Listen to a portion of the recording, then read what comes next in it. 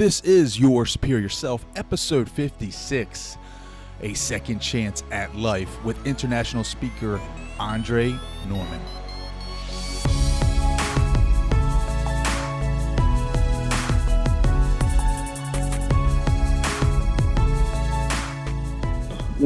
I went to segregation for a riot, I call it. And they sentence you inside the facility to a certain amount of time in segregation. 1 year, 2 years, 4 years, depending upon the infraction. So my isolation time was for 2 years.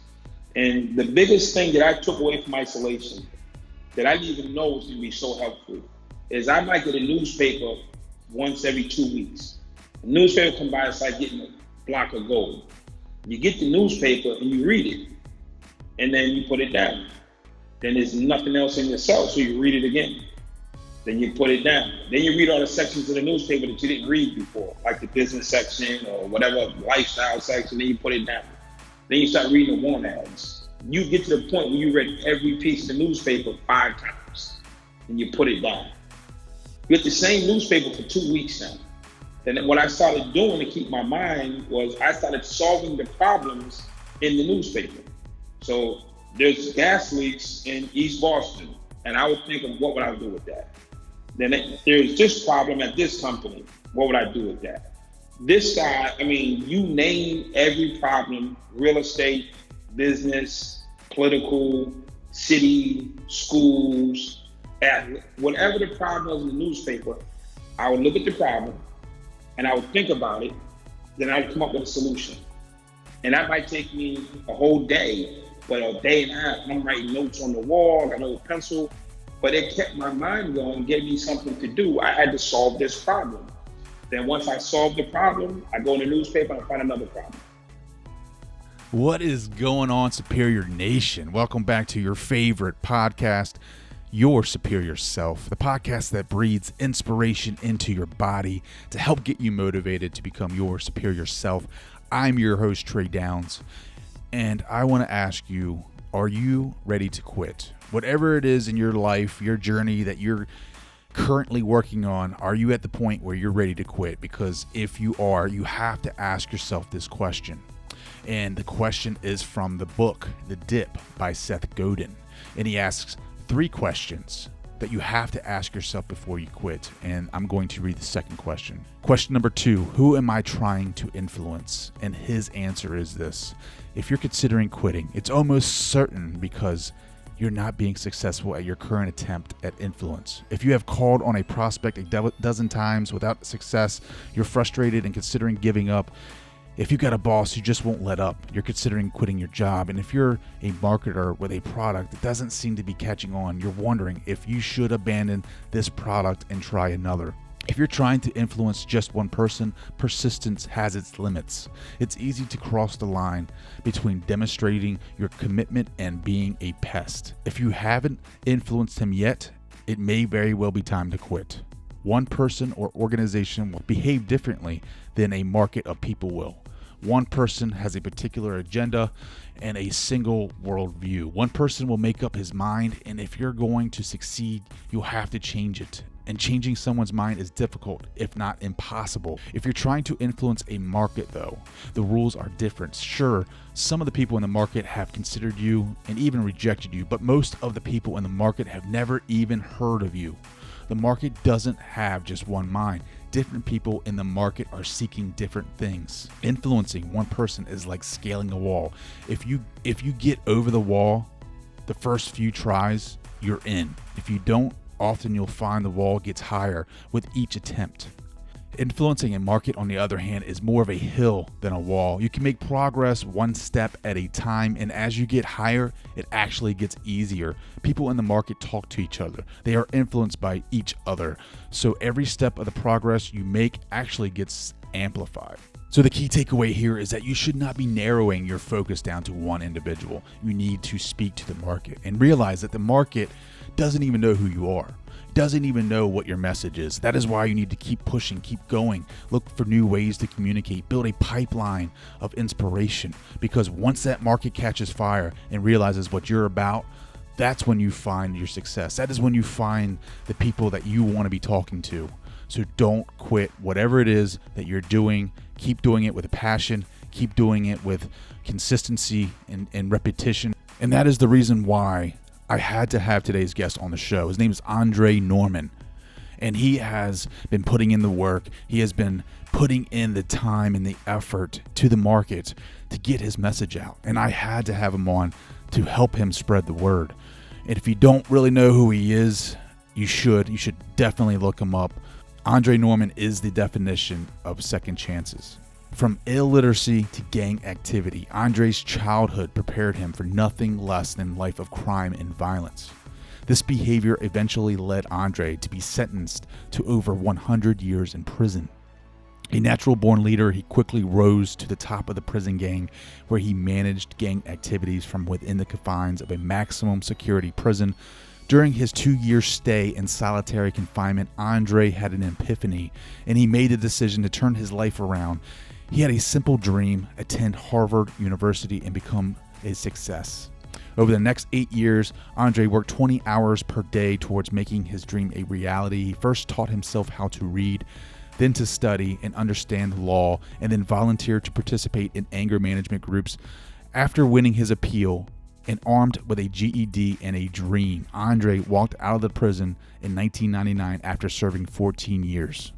Andre's dream of attending Harvard University took a fateful turn in 2015 when Andre was given a fellowship at Harvard Law School. It took 25 years to achieve, but Andre never gave up or lost sight of his dream.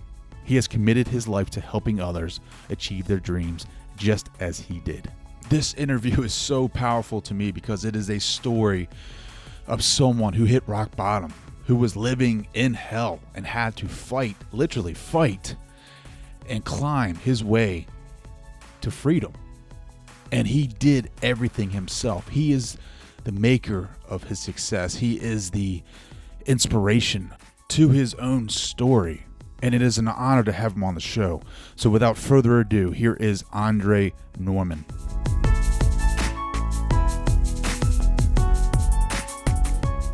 Downs, and tonight I am joined by Andre Norman. Andre's story is pretty crazy.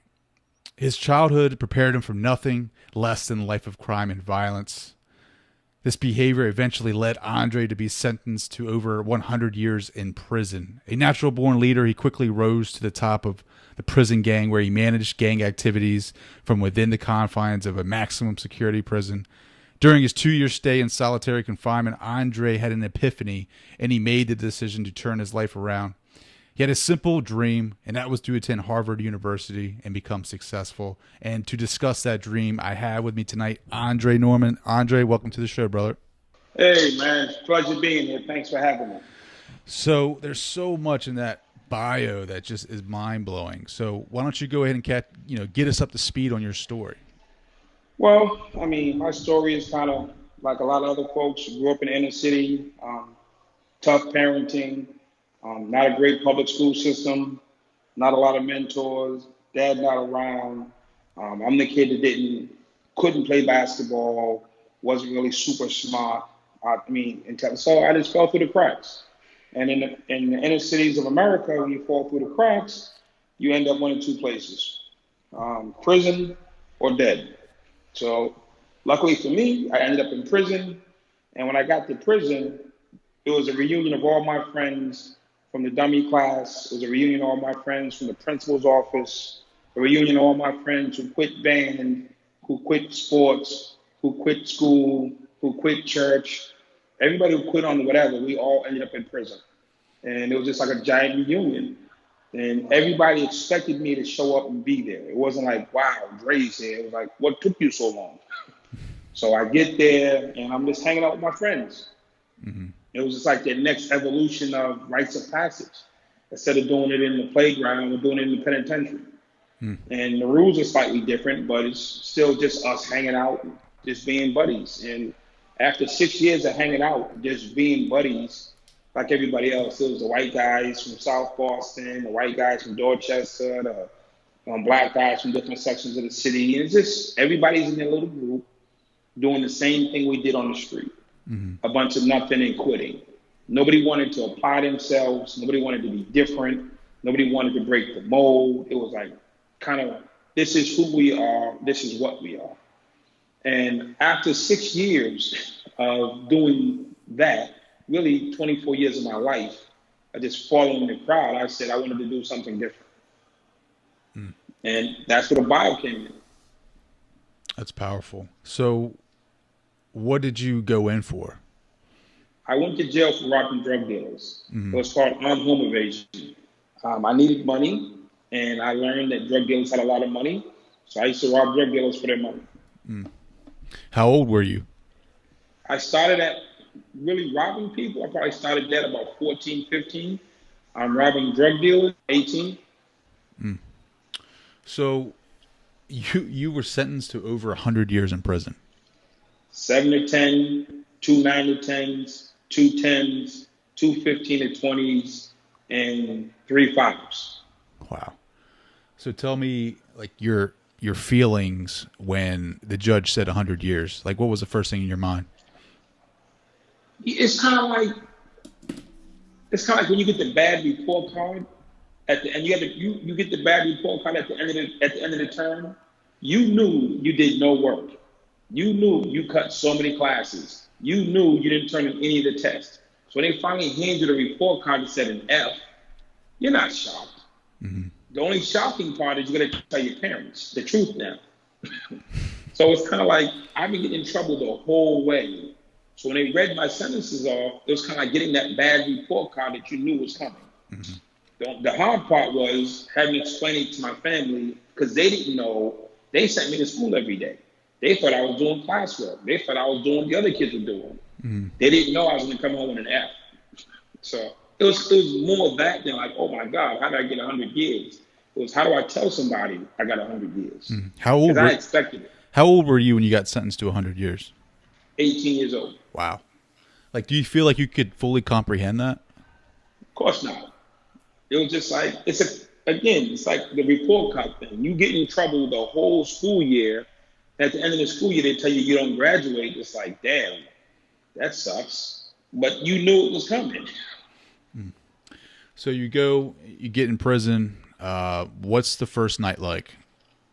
The first night is terrifying because you've heard the stories of people being assaulted, people being raped, people being stabbed and murdered, people hanging themselves. You heard every story imaginable. Now you're actually inside of a maximum security prison. And there's no lead up and build up to that. You can't kind of like practice that. It's like you're there. And the first time you're there, it's scary. I mean, every bad thought that you ever had comes through your mind. And every negative thing that could happen to you becomes a possibility. And it's kind of scary, to tell you the truth. And I'm also was searching your information and researching you. You did 2 years in solitary confinement. 2 years in solitary confinement. Once I came out a new man, initially, I had a goal. I wanted to be the boss of the prison system. I didn't just want to be another guy in there. I wanted to be in charge. It's a bad habit I have. So for the first 6 years, I fought every day. And I fought my way up the ladder to be the number 3 gang member in the state. And there was a lot of fights, a lot of bloodshed, a lot of banging heads. But when I got there, that's what you have to do along the way. And part of that is being sent to segregation. So I probably spent a total of almost 5 years over my 14 in segregation. So solitary confinement, is that when you're actually by yourself? 24 hours a day, 7 days a week in a cell by yourself. How do you get through that? I mean, the first hard part is just adjusting to no sound because you're like in a tank in the basement and nobody's there. There's no sunlight. It's just like a ceiling light. That's it. And it's kind of like they come down 3 times a day and feed you. It's nerve wracking. And you hear people go crazy. They've been down there 2, 3, 4 years at a time.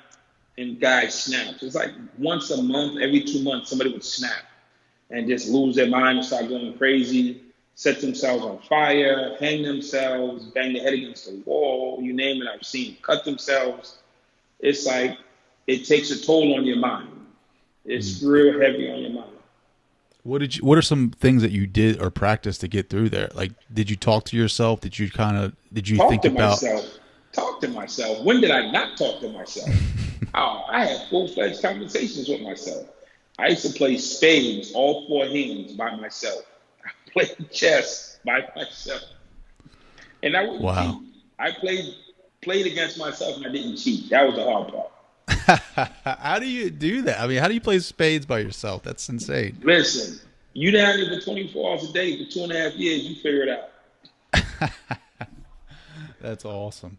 So So you're down there for 2 years, and they decide to get you back in general pop. Is that how that works? So they like have good behavior, or how do you get back into it? no, I went to segregation for a riot I caused, and they sentence you inside the facility to a certain amount of time in segregation, 1 year, 2 years, 4 years, depending upon the infraction. So my isolation time was for 2 years. And the biggest thing that I took away from isolation that I didn't even know was going to be so helpful is I might get a newspaper once every 2 weeks. A newspaper come by, it's like getting a block of gold. You get the newspaper and you read it, and then you put it down. Then there's nothing else in your cell, so you read it again. Mm-hmm. Then you put it down. Then you read all the sections of the newspaper that you didn't read before, like the business section or whatever lifestyle section, then you put it down. Then you start reading the want ads. You get to the point where you read every piece of the newspaper 5 times. Then you put it down. You get the same newspaper for 2 weeks now. Then what I started doing to keep my mind was I started solving the problems in the newspaper. So there's gas leaks in East Boston, and I would think of what would I do with that. Then there's this problem at this company. What would I do with that? This guy, I mean, you name every problem, real estate, business, political, city, schools, whatever the problem was in the newspaper, I would look at the problem and I would think about it, then I would come up with a solution. And that might take me a whole day, but a day and a half, I'm writing notes on the wall, got a little pencil, but it kept my mind going, gave me something to do. I had to solve this problem. Then once I solve the problem, I go in the newspaper and I find another problem. What was the biggest problem that you solved? I can't remember. I mean, you just do it in the moment. But unbeknownst to me, I was training myself to be a problem solver that I didn't know what I'd become 20 years later. But that's what all started. Solving problems in the newspaper and segregation. So you worked your way up in the gang. You're a natural born leader. Was it something inside of you that you needed to be a leader, or is it just like something you needed to be to survive in the prison system? It's something I needed to be to survive as a little kid. Because as a little kid, we were poor, so we had to go find our own food. We had to wash our own clothes. We had to make our own way. So you had to be a leader early on in life. So that was my start.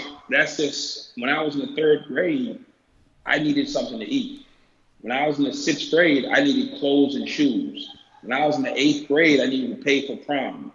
I had to find my own way. So I didn't know I was being a leader because I was just by myself. But I was a leader of one. But I had the leadership attitude of I have to get this done or it doesn't get done. So when they threw me in a room with 1,500 guys, I still had that same attitude. I got to get this done. And in amongst of a crowd, it was I need to be the boss. Do you think that those leadership skills in the prison system, you can apply those to outside? I've been solving problems and doing leadership for companies around the world. So company brings me in, they're having communication problems. I had one company brought me into London. They flew me all the way to London. Their top CEOs or the top VPs kept quitting and going to their rival. Company A says, hey, Andre, we got these 5 guys. They quit, went to our rival. They said $20,000 in a better parking spot, and they're gone. I'm like, that's crazy. So I started teaching them how corporate retention based on gang loyalty. Because nobody in my gang ever quit and joined the other team. So I teach a corporate retention program for this European company based on gang loyalty. And I started with that. then how to do assessments. How do you read people? In prison, when you get in front of me, I got to read you in 3 seconds to know if you want to kill me, cut my throat, rob me, rape me. So how do you actually read people, their real intentions? So I teach a course to corporate folks on how to read people, how to do personal assessments in real time. That's interesting. Like gang loyalty. Like how do you define that? Gang loyalty is blood in, blood out. We're in this till we die, and we're going to die for each other. We'll never run. If there's 2 of us and 20 of them, if there's 2 of us going to die, we're not running. I'm not going to leave you. I'll take 100 years. I'll take a bullet. If we're standing on this corner and we're hustling together, if one of us die, we're going to avenge you. We're not going to forget you. And we'll be standing on this corner tomorrow on top of your blood because this is what we do. We're dysfunctional to the point where we don't know how to walk away. So minus the guns, we teach the rest of it. Well, how do you translate that into corporate world? Corporate is, how do you get people to believe in each other at that level? How do you get people to bond at that level where there's no amount of money you could offer me to sell out my brother, one of my gang brothers. There's no amount of money you could offer me to shoot at him, to shoot him in the back. In corporate, for 20, you got your own podcast, you got your own company. If a big time radio station calls you, you're out of there. Let CBS radio call you. I don't know who your engineer is, but they say they want you and not him. You're leaving. In gang world, you can't do that. Either all of us or none of us. And it's a mentality that we teach each other. It's a mentality and a way of thinking that we teach, that we're in this together to death. We're not in this together to the next best deal. Corporate is the next best deal mentality. And in gang life, it's till we die mentality. What was the moment that changed it for you in the prison system that made you want to get better? It wasn't so much want to get better, because I didn't think I was bad. I thought I was on the right track. My life had been prepared to be this guy. So I had a situation where I was about to participate in another riot, and God spoke to me. And God challenged me to do something different. And me and God argued, but God won the argument. And I decided I was going to try something different, because God literally blocked the path that I was on. So when I couldn't be what I had been trying to be for 24 years, I had to come up with a new plan. And the new plan I came up with was, if I can't be a psychopath, why be in prison? Then it was, well, if I'm going to be out of prison, I might as well do well. So I said, I want to be like the people who do well. And I realized successful people go to college. So I said, I'll go to college and I'll do well. That was my plan. And nobody thought it was a viable plan. My gang members thought it was crazy. My family thought I was crazy. My girlfriend thought I was crazy. They said, you can't, my father especially, I called my dad and said, I want to go to Harvard University. And he told me I couldn't go. He said, it's not who we are, son. My father grew up in Petersburg, Virginia in the 40s, where Black people couldn't be born in hospitals. They couldn't cross certain streets. Black men were still boys. The whole Jim Crow South is where my father grew up. And in his mind, he couldn't even go to school. So the fact that his son was talking about going to Harvard University just didn't make sense. And his way of growing up and his programming, he tried to project onto me. And that's what a lot of parents do. Oh my God, you can't do that. I swear to this day, I got a son. I used to jump out of windows on the mattresses. We used to do all kinds of crazy stuff as kids. But I wouldn't let my son do that. There's no way humanly possible my son would go to an abandoned building and jump out the second floor window on 2 raggedy mattresses and think that's fun. I had a great time doing it, but I won't let him do it. And that's what parents do. We set new limits on our kids that weren't set on us. No, absolutely. I agree with that 100%. Now, you talk about God spoke to you. Was it a voice, or was it kind of like a feeling? No, it was a voice. It was a voice. It was a conversation like we're having now. And it was just like, when he spoke to me, I got mad. Because all of my life, there was no God. When my mother used to get beat, and when my dad walked out on us, when I was poor going to school, free lunch kid, and I can tell you 1,000 times, 1,000 things went wrong, and God never showed up. So I wasn't a big believer. And I definitely wasn't a big worshiper. So when he spoke to me, I was like, you ain't never been around. So I don't know why you bothering me, and go see your people. And he said, no, I got you. And to this day, the Footprints poem, if you've ever read it, is my poem. Wow.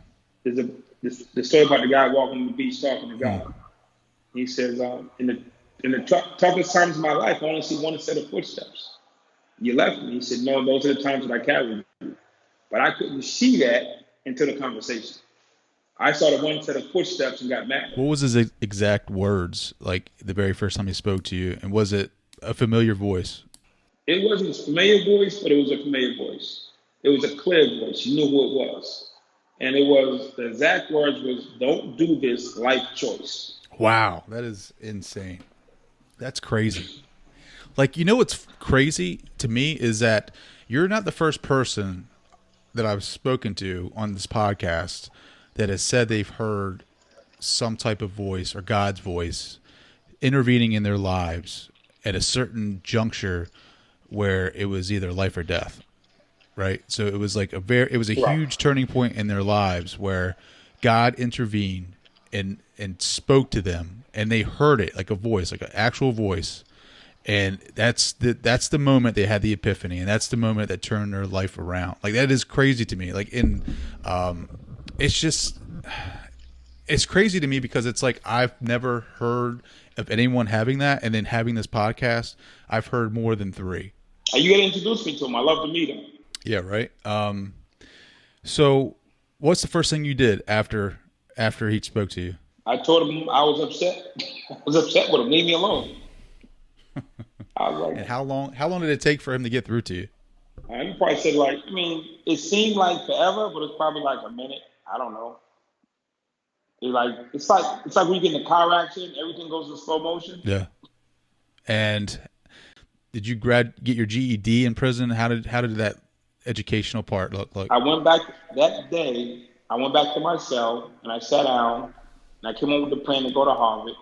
And the next day, I signed up for the GED course. It took about 6 months, but I got my GED. And then how did you get out of prison? I taught myself the law. I reversed the case on appeal, and I just kept doing good. I started doing good stuff. And then for 8 years, I started doing programming, going to programs, going to school, just helping people, being in like the self-help groups. There's a lot. I don't drink or smoke. I've never been a drinker. I've never been a smoker. But there was an old guy, white guy I knew named Gordon Haas. And there's no angry black man class in prison. So Gordon took me to AA. I said, yo, Gordon, I don't drink. He said, sit down and shut up. And the AA guys were like, listen, Andre, you substitute drinking for anger. Then I went to NA. They told me substitute drugs for anger. I went to Big Book. They told me the same thing. I went to 12 Steps. They told me the same thing. And the whole self-help support network took me in, even though I wasn't the same type of addict as them, and said, hey, you substitute your problem for this problem. And I did that. And it was extremely helpful. That's why I do addiction work now, because the guys who had that issue back in the prison took me in when there was no place else for me to go. You learned the law and you reversed your case on appeals. That is not easy to do. Like, that's not. Yes, I took a business law course, one of them, and it was like a whole different language to me. How in the world did you do that? It was get it right or die in jail. That is insane. Either you learn or you stay. Now, see, when the option is you learn or you die in jail, you learn. How long did it take you? 8 years. Well, how did you come up, like, even think about trying to take your case to appeals? Like, how did you even come up with that idea? For the first time, when I thought about going to Harvard, for me to go to Harvard, I had to be outside of prison. For me to be the gang boss, I didn't need to leave prison. So I never thought about going home the first 6 years of my sentence. I thought about being a prison boss. Then when I switched and said I wanted to be at Harvard University, to be at Harvard meant I needed to be outside of prison. So I started looking at, how do I get out of here? The first 6 years, I never thought about going home. Wow. I was where I was supposed to be with my friends in the place that was built for me. So I was comfortable. So you reverse your case on appeals. What's the first thing you did when you got out?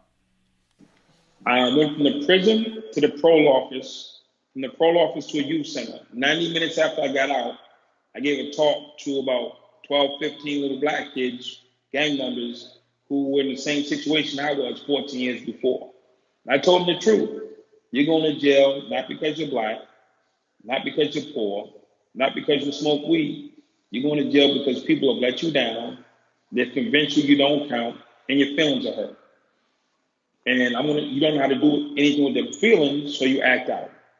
And when you act out, they lock you up. So let me show you how to manage your feelings and get rid of the pain.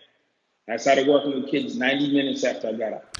Was that just something that was calling to you? Like, I need to get out and spread this message? Or is it something that how did you come up with that? I started running programs and participating in programs like the last 6 years of my sentence. And what started this whole career to the point that I'm sitting here, I'm running a program for kids in the juvenile center. And they said, Andre, we're happy you're getting out in a couple of weeks. When you get out, will you come see us? They said, everybody in this program gets out and they never come see us. Will you come? I said, sure. And I kept my word. And because I kept my word, I went to the place and I started talking to the kids. I'd go like 3 or 4 times a week. Then it turned into a job and it turned into a career. And 19 years later, I'm a world interventionist. I go around the world and I help kids. All because I kept a promise to a couple little kids who asked me to stop by and say hi. That's fascinating, man. That is just phenomenal. So going back to when you get yourself out, like, what was that feeling of when you were able to, appeal your case and win that? I mean, when I won the appeal, it was great. And I was so happy. And I tell people, on June 12th, 1999, I joined a church. There was a Catholic priest, Father Martin from St. Basil's in Methuen, Massachusetts, who did my sinner's prayer and walked me across the line. And June 12th, I got free. November 15th, they let me out of prison. There's a distinct difference. There's a lot of people who are outside of prison who are not free. So being not confined is not being not free. It's not freedom. Freedom is the ability to think and to process and to make decisions and to rationalize and to have goals and dreams. There are people who are listening to your podcast who wake up to go to work, to come home, to go to sleep, to wake up, to go to work. I don't call that freedom. Oh, man. You just dropped the mic on that, bro. Like, so I didn't even think about that. Like, what is the difference between a life sentence in prison and a life sentence in the real world where you get up and do the same things over and over again? If you're being dictated by the company and by the society of, you got to go do 40 hours, you need to be going to church. You can be doing things because you're just supposed to do them. Not because you really want to do them. This is what you're supposed to do. So you're supposed to go to church, or you're supposed to go to work, or you're supposed to do this, or you're supposed to do that. And you're not doing the things that you really love. You're just doing the things that are laid out for you. And that's kind of like in prison. There's gym laid out for you. The laundry's laid out for you. Child's laid out for you. I mean, there's no difference. I see people every day. They get up, they go to a job they hate, and they stay there for 8 to 12 hours a day, and they hate it. 12 hours a day, 5 days a week, you're someplace you hate to be. I was doing it for 24 hours a day, so it's so you're halfway there. Then you go home and you're miserable, so you take it out on your family. Or you can't, if you're not taking it out on them, you can't give them your full self because it takes you another 2 hours to decompress from being 12 hours on the job. Wow. I never even really put 2 and 2 together. Like, I never really thought about that, like, in that sense. Like, yeah, you can be institutionalized inside a prison, and you can also be institutionalized out in life. Blue collar job. How many people listen to your podcast, go to work, and there's at least 5 people they hate to see every day? Yeah. Yeah. But they got to deal with them. Whether their boss, their employee, their coworker, every day there's 5 people minimum they hate to see. You're at the office, the guy comes by, hey, how you doing, Andre? I'm like, hey, let's go to lunch. I'm like, yeah, never. See, in my current life, I have nobody in my life that I don't love being around. Every day, all day, I'm around people I love being around. That's not prison. Stick me at a factory, stick me in a company, make me the manager of the bank. If I hate it, it's a prison. It's a sentence. Yeah, it's a prison that lets you out after you do your time for the day. Yeah, you do it in installments. So how did you build up your program that you've created now? So what happened is I started working with families in the inner city, black families, and I was helping them get success. Then somebody challenged me to work with girls. So I started helping girls. And girls have a lot of emotional issues from a lot of stuff that go on in their life. I started helping them. Then somebody asked me, Andre, why don't you work with white kids? I said, well, white kids don't have problems. I said, white kids, they're good. They own the country. They own all the sports teams. They own all the businesses. They own the police. They own City Hall. They're good. They got the best schools, the best of everything. Then I finally went to an all-white school. And you know what happened? They do drugs at the white school. They drink at the white school. They're having sex at the white school. They got bullies at the white school. They got parents who don't show up for meetings at the white school. They had fat kids at the white school. They had short kids every problem we had, they had, just in a nicer building. Then I realized being 15 is hard if you're white, black, or Spanish. So when I left that, I started working with all kids. So I started working with white kids, and I started working with black kids and Spanish kids, and it just kept growing. Then I started realizing if I want to make a really, really big impact, I can work with the kids, but if I can teach and train the teachers, then I can help even more kids. So I started training teachers, and then they could reach more kids. Then I started training prison staff, and they could reach more people. I started training, instead of training the guy on the ground, I started training managers and CEOs. If I train the CEO in the philosophy and his core staff, his core admin staff, that covers the whole company versus me getting 10 guys out on the floor. So I take all these major companies, I take the senior execs, and I impassion them with purpose and understanding and drive. Then they put all the modalities in to make the company go. Did you ever graduate from Harvard? I did not graduate from Harvard. I ended up going to Boston College.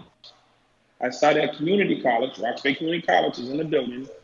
And I went from Rock Bay Community College to UMass Boston to Wheelock College to Boston College. Then I was there, and I got a job offer at Tufts University. So I dropped out of college and I took the job. Then a few years later, I got a job offer at Harvard Law School, and I quit my other job and I went there.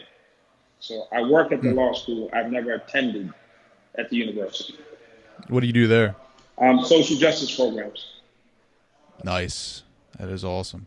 Well, let's say you're talking to your 15-year-old self. What would you say to him right now? I would say, Andre, the best thing you can do is stop judging the help. See, a lot of people try to help me. A lot of people have this story, nobody loved me, nobody hugged me. We all have that story. But the truth is, there are teachers who tried to help me. My probation officer tried to help me. There was a judge and a few cops who tried to help me.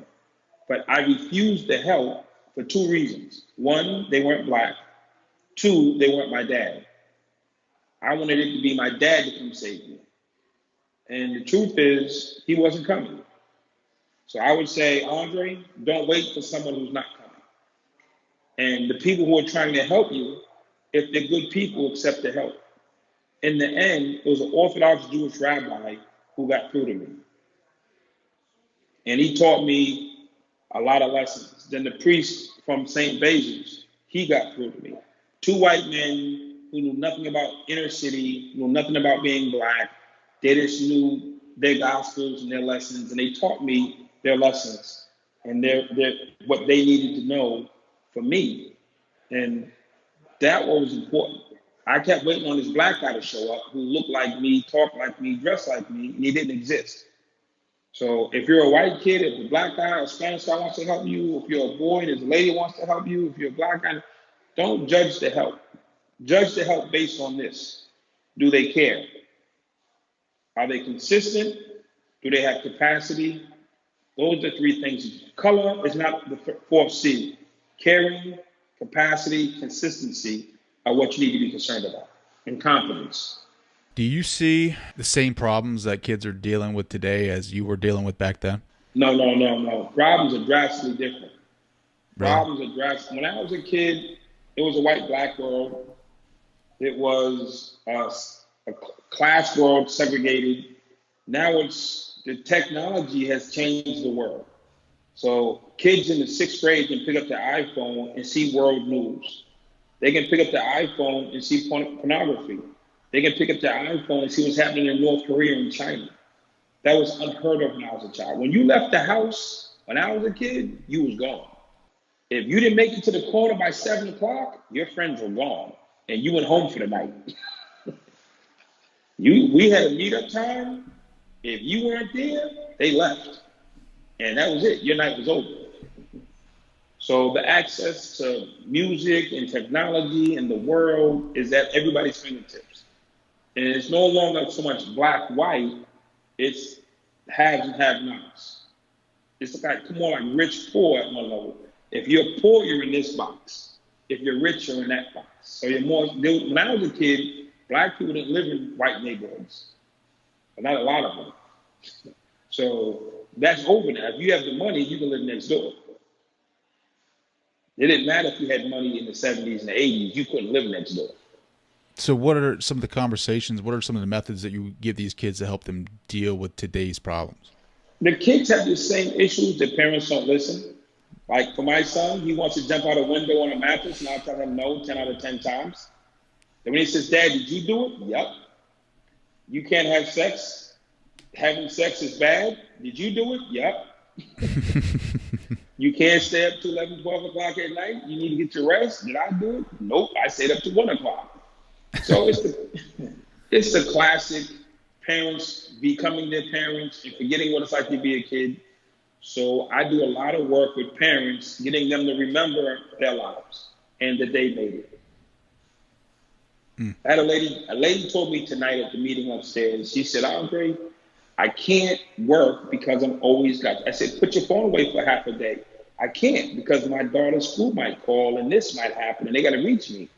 I said, that's funny. Your mother raised you without a cell phone. You see, and the whole room stopped. Like, why'd you have to say that? I'm like, if it's really that critical and you're really that worried about this crisis call coming, for what you call to somebody else and tell them only if it's a crisis do you send me an email. Yeah. Then the truth came out. She wanted to check her social media. Truth came out. She wanted access to the phone, but she could blame it on the kid. Wow. Did they like? I think a lot of parents, and I'm guilty of this too. Like I think the social media aspect is huge. Is it just as simple as putting the phone down and taking the time out of your day? Like, is it as simple as that? The phones are prisons. People are addicted. It's addiction. You're addicted to your phone. I mean, I would challenge. I was in the car one time with a good friend of mine. We were going to his birthday party, and I took his phone away from him. I said, man, focus, have enjoyed the time. I said, sit in the back and relax. We got the limousine, chill. And he was having a great time until I took his phone away. And he's like, no. And he stopped and he froze and his whole face went brick. He's like, give me my phone back. He made it like 2 blocks. It's just it's so crazy how you can just relate prison to everything because we get caught up in these comfortable zones in our lives. We get caught up in distractions and they can hold us down and weigh us down. They can shackle us down and not allow us to be our superior selves. There's a lesson I learned from a family in Pittsburgh. One of the grandfathers was super rich. I'm like Walmart rich. And when the kid got to be 18, 20, he brought him into the room. He gave them all the money they wanted and said, listen, go live your life. Don't wait for me to die. I met one of those kids who was an adult, and he's a guidance counselor at a school. He's worth probably like $60 million, but he's a guidance counselor. And his family's a billionaire. He's a guidance counselor. He doesn't go to work. He goes to the love of his life. He goes to live his passion. All the teachers show up for work. He shows up because he wants to. So I had this crazy concept. If I could get my son to understand business and residual income, and I can help him make $20,000 a month, which isn't super hard with real estate and other stuff. When he turns 23, he never has to work. Whatever he loves to do, he can go do. We grew up in a time we spent a third of your life sleeping, a third of your life working, and a third of your life is yours. If I can take the work part out, my son doubled his life. So I met this guy, he doesn't work. He loves what he does. So I started my son the next day on a plan to get some real estate investments, to get some other stuff going, so he has residual income, so he can live his life. If he wants to be an art teacher, go ahead. If he wants to be a drummer, go ahead. If he wants to be a face painter, go ahead. We try to make our kids do stuff that makes money. It's not about make them happy, it's make a living. See, our parents grew up in make a living, not make yourself happy. And we're growing up in make a living, not make yourself happy. So if you had $30,000 a month coming in for the rest of your life, what would you really be doing? I'd be doing this. Right. And you would do this all day, every day, and the other stuff would go away. So I want my son not to have to worry about the other stuff. Whatever his thing is, I want him to live it. My parents wanted me to do something that made a living. I remember people telling me, oh, I'm going to be a history major. We'd be like, that's stupid. You can't make money being a history teacher. But if they love history, what did we just do to their lives? I mean, that's pretty powerful. I was just thinking about this today. It's pretty crazy. Like, I remember the old saying, comfortable living. He makes a comfortable living. Like, that's comfortable living is pretty much living in a prison because you're comfortable. You're comfortable in your little life of, like we talked about earlier, just going through the motions. And oh my God, dude! Like when I think about what you're saying in the, I'm comparing the two stories. It's essentially the same. Just one has walls. One has walls, and your house has walls. The company has walls. The car you drive all day has walls. I see people throughout my day who hate their lives. And it hurts me. I want to one of them say, hey, you don't have to live that life. But their parents taught them, do your job, take care of your family, and misery comes with it. Just be part miserable. And that's not true. Our parents told us, hey, it's a great job, just take it. Not live your dream. I say to my son every time I talk to him, what does dad want you to be? He says, the best me that I can be. And I mean it. I don't want him to be a speaker. I don't want him to be anything he doesn't want to be just to make money. That's valuable.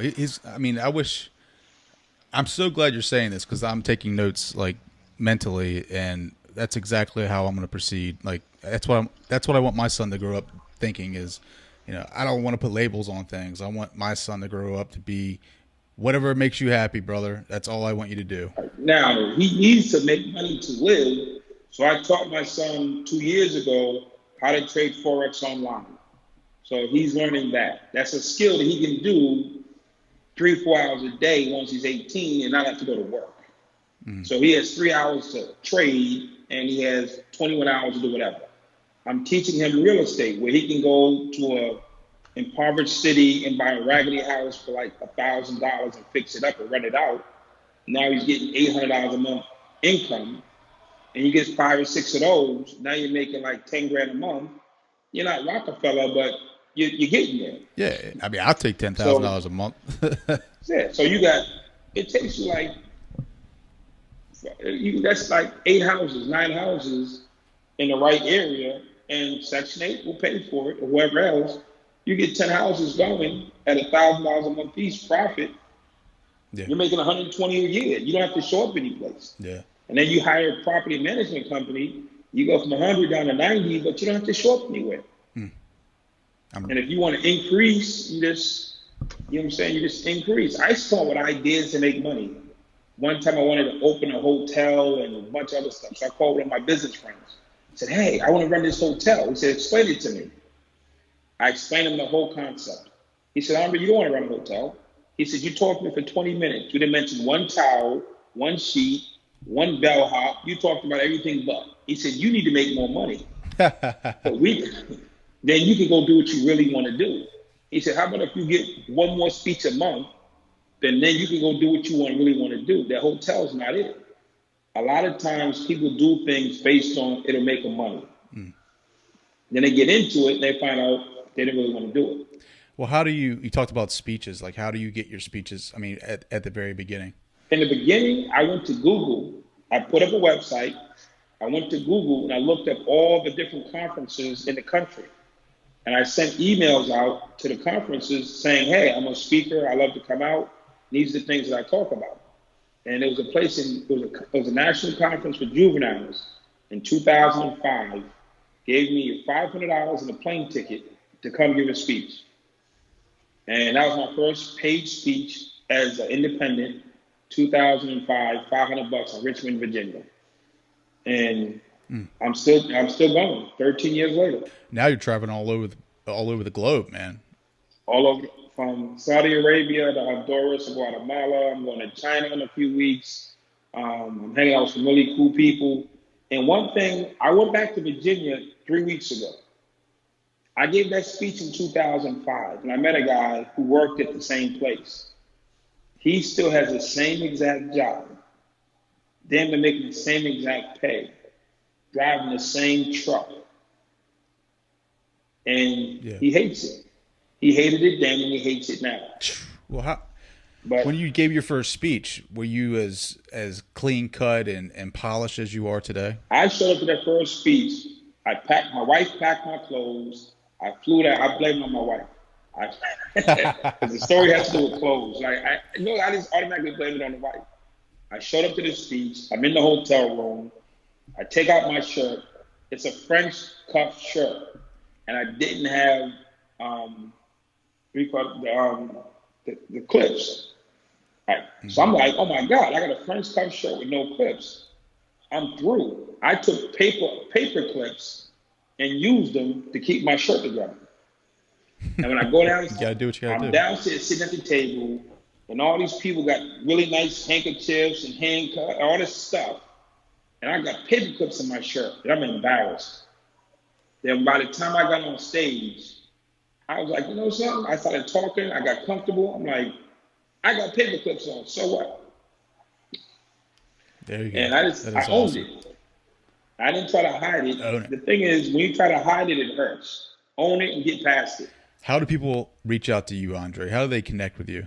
The first thing you do if you want to reach out to me is call my boy Trey. You're like, Trey, I want to holler at your man. So that's step one. If you want to find me, this is my dude. You reach out to him. He can definitely reach out to me. And because a lot of people are like, oh, I don't know if I can go to him. I don't know if he'll make time for me. No matter what I say, people are nervous. So I tell them, go to you first, and you can forward me the email or the text or whatever. If they want to go to me direct, my website is andrenorman.com. So at the very end of my show, I have my guests kind of give me like an inspirational talk. And since this is like your wheelhouse, like imagine I'm the listener right now listening to this podcast and I'm in a bad spot. Let's say I'm 15 years old and I get caught up in electronics, everyday life. I'm part of that bullying scene. I need a male figure to talk to me right now and give me some inspiration. Okay, I'm gonna give you my favorite story. This is my official favorite story now. There was two little boys who grew up in the west side of Louisville back in the 40s, and they cut grass every day after school to save up money to buy a bike. And when they bought the bike, it was the happiest day of their lives. Two little poor black kids riding their bike. They had to share it. They went to the movies. When they got to the movies, they parked the bike outside and they went inside to watch the movie. When they came out, their bike was gone. And the older brother said to the little brother, we're going to go down to the police station and we're going to file a report. The little brother name is Cassius, and Cassius Clay. And all the way to the police station, Cassius is like, when it catches this boy, I'm going to beat him. I'm going to beat him. I'm going to beat him. He stole my bike. It wasn't right. He stole my bike. I'm going to beat him. They get to the police station. They go up to the counter. The older brother tries to file a report. The cop says, well, that guy that takes reports downstairs in the basement. The two boys go downstairs. The cop comes out of the box ring, says, what can I do for you? He says, somebody stole our bike. I want to file a report. And Cassius is like, I'm going to beat him. I'm going to beat him. When you catch him, you bring him to me, and I'm going to beat him for selling my bike. What he did was wrong. This is the 40s. This is Louisville, Kentucky. These are two little black boys in an all-white police station. The cop could have said, get out of here, forget you and your bike. And that would have been the end of the story. But the cop had compassion for this little kid who lost his bike. So he leaned down and he said, listen, if I bring the kid to you, you beat him? He said, yeah. He said, but can you fight? And Cassius was like, what do you mean? He said, well, can you fight? He says, well, I don't know. He said, I'll tell you what, let's make a deal. I'll bring him to you if you take my boxing class. I want to make sure that you can win the fight when you get it. Cassius thought about it and shook his hand. Out of that gym in Louisville, Kentucky, came what's been known as the greatest. He went around the world. He touched millions. And when Muhammad Ali died, they brought him back to Louisville, Kentucky. The world stood still.